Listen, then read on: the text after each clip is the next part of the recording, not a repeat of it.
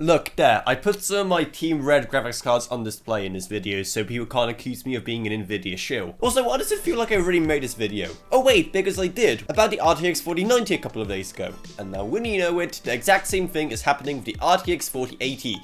People just seem to unconditionally hate that card and seem to regard everyone who says even a single positive thing about it as an Nvidia shill. And at first glance, a kind of knee-jerk reaction to the RTX 4080 might make sense, seeing how it's been pretty well documented at this point how it's been the most expensive 40 tier card ever, even with prices adjusted for inflation, seeing how it costs a whopping $1,200.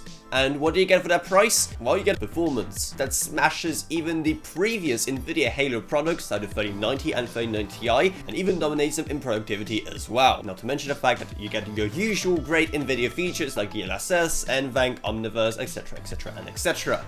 So where exactly is the problem, apart from, it being very, very expensive? And the main thing that people are having issues with is wrapping their heads around why this 80 tier card is so expensive. But it looks like Nvidia themselves don't really even know how to market 80 series cards this time around, given the entire 4080 12GB fiasco. Maybe we're just entering an age where these kind of tiers don't really matter, and Nvidia are just reimagining what they're expecting you to pay for each one. Now in theory that's not a bad thing, as long as the performance continues to go up, and there's still cheaper alternatives from Nvidia in say the 70 tier, 60 tier or 50 tier cards, it should all be fine. And at the end of the day, it mainly comes down to the exact same thing I talked about in my 4090 video. Where else can you go for those levels of performance? And if that is what Nvidia is doing, well, that would certainly explain an increase in price. But what I think is confusing a lot of people in this entire situation is the difference between value and performance when it comes to a graphics card. Because some people might care about both, some people might just care about one or the other. But can we figure out exactly how much value there is in this graphics card?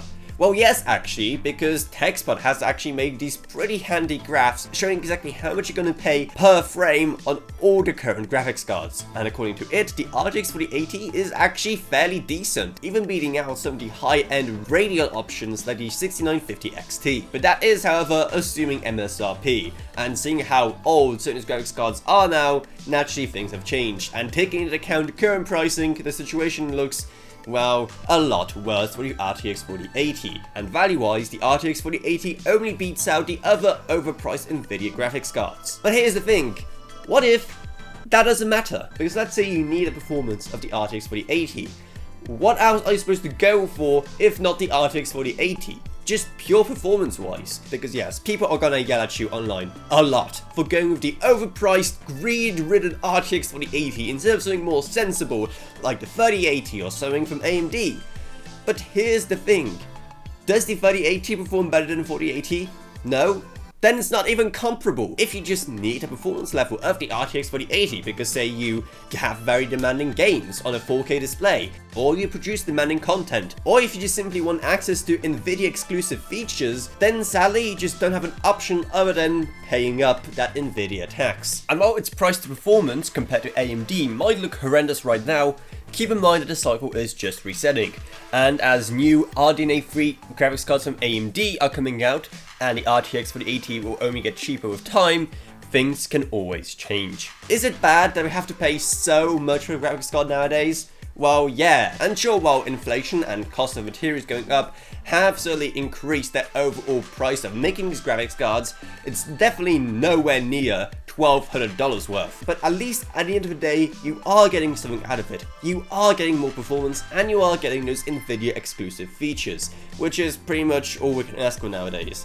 Yes, it's annoying and we all wish that Nvidia's greed went away, but greed is just what happens to companies when you have no competition. But let me know what you think of this down in the comments below. I'm very, very curious to read the comments on this one. And if you don't hate me too much yet and you want to help support the work we do here, then make sure to check out our Patreon down in the video description below, because even one single dollar a month truly goes a long way, while you get awesome perks as well. I'd also like to thank my extinct patrons Gavin Burns, Ryan LKB, Justin Rage, Ella Roniak, Barge Welcome, Max Sumner, Shane Allcroft Lansby, and Jesse Hubman. Thank you guys so much, support truly goes a long way. Down you're going to find our merch store, our Discord server, and our social media links as well. But anyway, that's it. I hope you enjoyed this video. If you did, then remember, subscribe, like, whatever, and I'll see you all in whatever I make next. Goodbye, everyone. Goodbye.